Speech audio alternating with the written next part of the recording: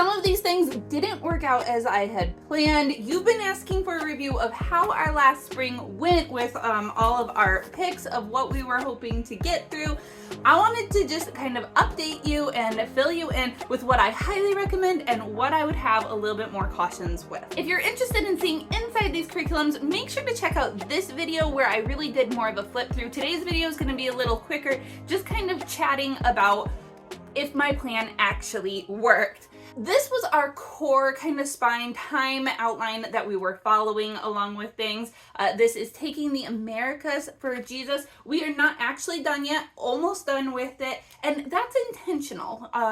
It was getting to a more modern American time that I wasn't quite ready for yet, but I was really impressed with how well it did work with some of our gather round curriculums. Now, I love doing gather round because it kind of breaks things up. It changes. There's only 20 lessons to a unit and then things switch. So we did the rocks and minerals. We got a rock tumbler. We tried that out. We did Minecraft with this. The kids had to build like a place to keep all of the different rocks and minerals that they can find in Minecraft. If you would be interested in a Minecraft unit study, I'm playing with the idea, so let me know down below. My husband and I have been talking about it, and we'll see what comes about with that.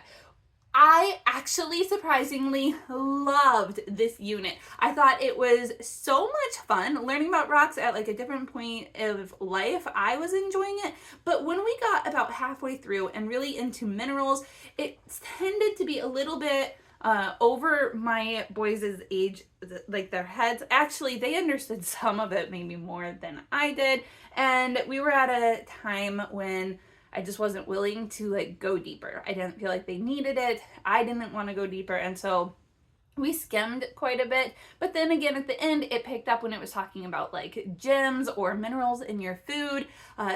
Some of those later chapters were really fun too. I was really surprised by how much I liked this unit. This was probably the biggest hit of the spring, the North American forest animals. We all really enjoyed this. I was really impressed by how much was gone over, anatomy included, because we were talking about the anatomy of these animals and even tying that to human anatomy as well. This was probably like the thing that we all enjoyed the most. It was just super easy. Of course, my boys just really liked it. We did a lot of videos to go along with it to learn about those animals. And then that was fun because it matched up with kind of like some of the evangelism preachers who were going to the Native Americans in this one. And so those just matched up really well.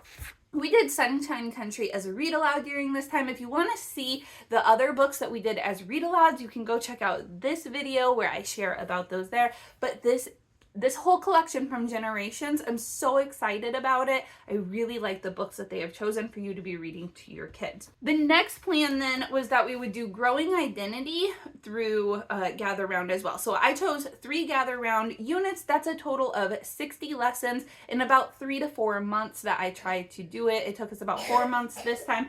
However, we didn't complete this one. I don't know. You guys, like I even got like the audio to go with it, and it was good. I think some families might really enjoy it. I don't know. Maybe it read a little too textbooky for us. What I really liked instead, what we ended up doing was using Real Cool History for Kids from Angela Odell. My kids loved this. We listened to it over lunchtime.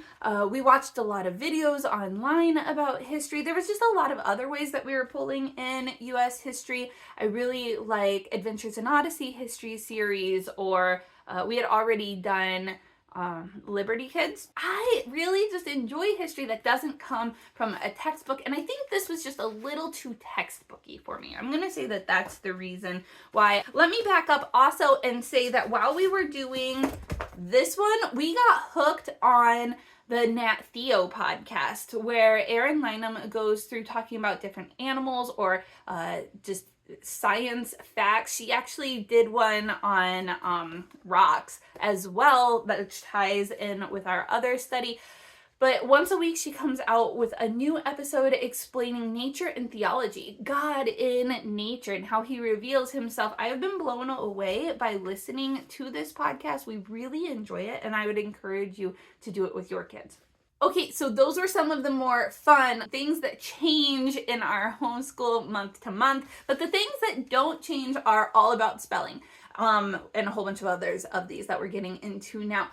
I still love this program. We go through it really slowly. We do not go through it like even a book a year with my kids, but as we continue to learn the rules, I am blown away by the things that I am learning in it. We learned a lot about E, silent E, the usage of E.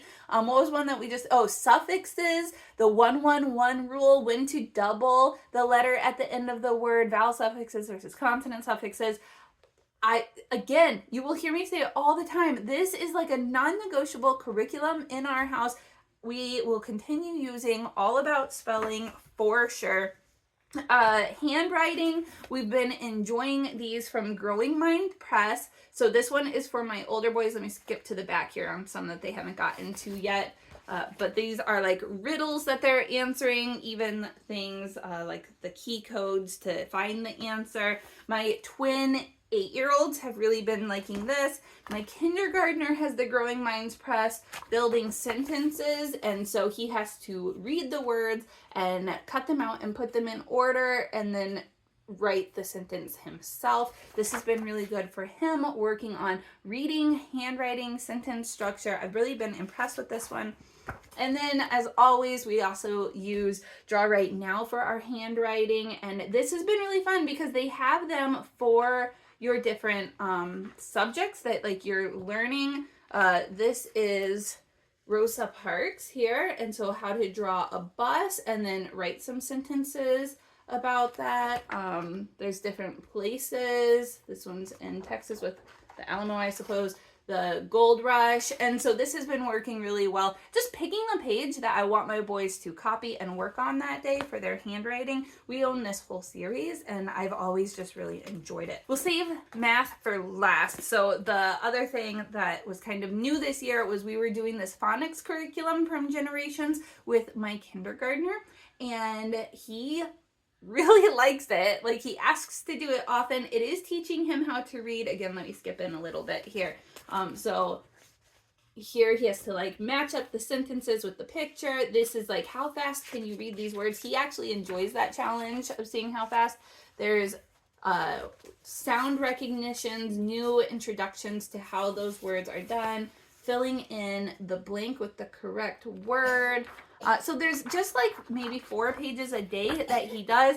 He really enjoys this.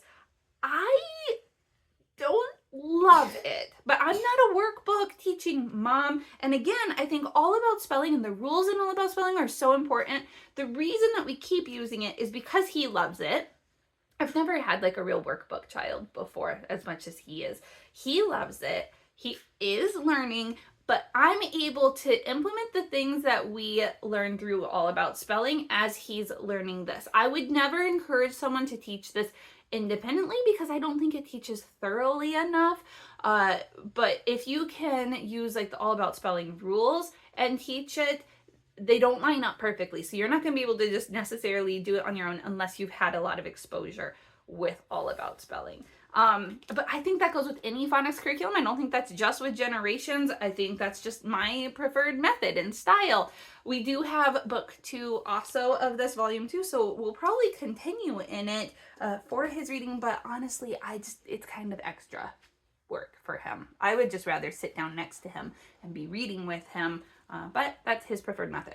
For math this year, we really switched things up. As you know, I love Life of Fred, and we actually will be going back to it. I still love that program, love the way it's done. I know some of you are waiting for me to do a video on Life of Fred, but math is intimidating, and to talk about it is kind of scary, but I do my best. So my youngest in kindergarten was doing Math 1. Yeah, I know. I do think that this can start in kindergarten. Maybe others need it in level 1. Just make sure to check and see where your kid is and what they would be doing. But he's been doing really well with it. These, again, are short lessons. You just do like a lesson and then a page of review. But he tends to do a whole lesson at one time rather than even breaking it up because he really enjoys it. And he's been able to. The way that they're able to bring God into this just continues to amaze me. Every lesson, there is a way that God is involved in math in that way. And it's not like extra cheesy. It's like really actually some like deep thinking sometimes too that, I don't know. I really like it. Yes, this one I highly recommend. If you're looking for a math curriculum, this is the one that I would show all my friends and tell them to start here. My twins and my 10-year-old have been switched over to Apologia. This is just for some extra math, to learn math in a different method than Life of Fred also, so that they're familiar with even taking tests, like how that might look for a different way, and just to get some extra practice in from where we are. What do I think about it? There's not as much God in it as in Generations. There is still some like how God is involved in math. I was a little surprised. I thought that there would be more of that. I really like it a lot. There's so many fun activities that my boys have been doing. My twins are actually doing this one at the same time together. One does the left side of questions, one does the right side of questions, or else they go back and forth. And there's games at the beginning of each lesson, and they love doing those together. And so they're having fun. It doesn't take them very long at all, maybe 20 minutes. My other son's been working on fractions and decimals in book 5, and really enjoying that. So these are challenging them. They are learning. I really like them as math. I just think I probably don't like them as well as Life of Fred. But if you're not willing to really take that risk with Life of Fred, to really teach in a very different style, to learn things in a different way, and you want something that's a little bit more traditional math, these are great. And I think we will pick them up periodically to continue with them as well. I hope that was helpful to you guys. If you would like to see the read alouds we did, you can click here on that. Make sure to subscribe to see what we're going to be doing next if you're interested in that. As always, I am promoting family style learning from a godly biblical perspective, and that's what you can expect on my channel. I'm so glad you guys are here, and we'll chat again soon. Bye-bye.